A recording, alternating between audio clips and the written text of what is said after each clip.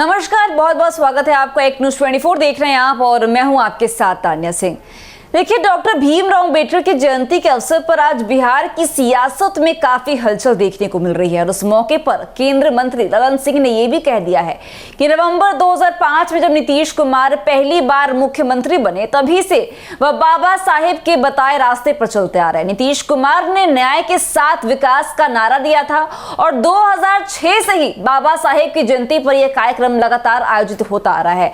विपक्ष पर निशाना साधते हुए ललन सिंह ने कहा कि 2005 से पहले बिहार में कोई भी विकास कार्य नहीं हुआ था। उन्होंने आरोप लगाया कि विपक्ष ने अपने 15 वर्षों के शासन में बिहार को बर्बाद कर दिया है। तेजस्वी यादव पर तंज कसते हुए उन्होंने कहा कि कुछ लोग दिन में हसीन सपने देख रहे हैं लेकिन वे कभी मुख्यमंत्री नहीं बन पाएंगे। तो और क्या कुछ कहा आप इस वीडियो में देखिए। लोगों के विशेष उत्थान के लिए उन्होंने काम करने का काम, जिले में जो अनुसूचित जाति के छात्र थे उनके पढ़ने लिखने के लिए, क्योंकि मुख्यमंत्री नीतीश कुमार जी का यह मानना था कि अनुसूचित जाति के लोग गरीब हैं और वो शहरों में जाके पढ़ाई नहीं कर सकते हैं और अगर पढ़ाई वो नहीं करेंगे तो आरक्षण का लाभ उनको नहीं मिल सकता है।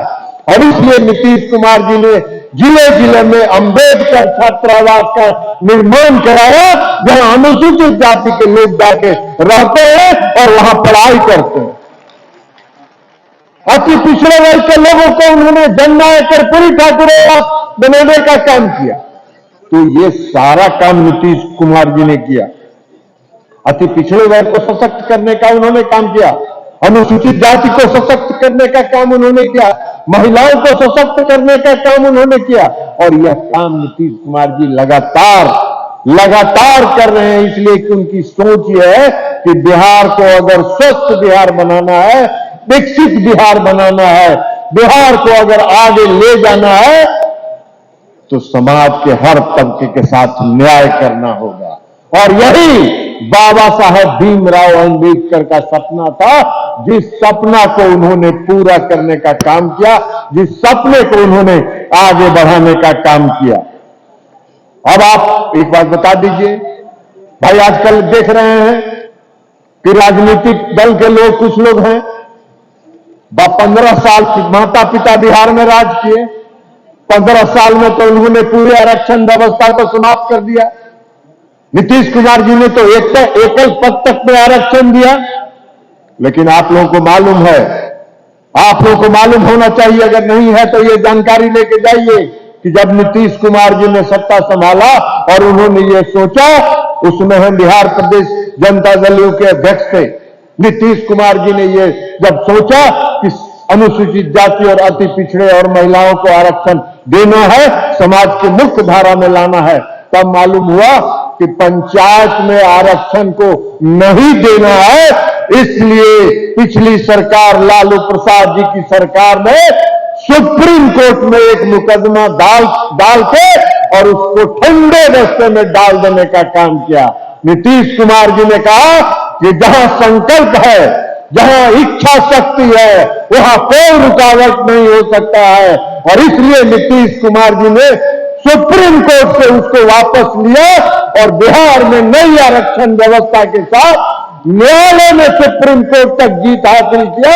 और जीत हासिल करने का परिणाम है कि पिछले 3 चुनाव से अनुसूचित जाति के, अति पिछड़े वर्ग के लोगों को और महिलाओं को आरक्षण की सुविधा मिल रही है। एकल पद आरक्षित है, किसी ने हस्तक्षेप करने का काम नहीं किया। हम आज इस भीम संवाद के इस मंच से जो लोग आज जीव लपलपा रहे हैं, जीव लपलपा के बिहार में शासन करने का सपना देख रहे हैं, हम उनको चुनौती देते हैं। आप में अगर साहस है तो आप बताइए कि लालू प्रसाद जी के शासनकाल में आरक्षण व्यवस्था समाप्त थी कि नहीं थी, जिसको नीतीश कुमार जी ने पुनर्जीवित करने का काम किया कि नहीं किया। अगर साहस है तो इसका जवाब बिहार की जनता को दीजिए और बिहार की जनता को जवाब दे दीजिएगा, तब बिहार की जनता से और इस बिहार के अनुसूचित जाति के लोगों से आपको वोट। तो आप आपने सुना कि भीमराव अंबेडकर की जयंती न सिर्फ उनके विचारों को याद करने का अवसर है, बल्कि यह हमें उनके दिखाए गए मार्ग पर चलकर सामाजिक न्याय और समावेशी विकास की ओर बढ़ने की प्रेरणा भी देती है। बिहार की राजनीति में आज जो बयानबाजी देखने को मिल रही है, वह आने वाले चुनाव की हलचल का संकेत भी दे रही है। तो ऐसी अपडेट्स के लिए बने रहिए हमारे साथ और देखते रहिए News 24। दीजिएगा इजाजत, धन्यवाद।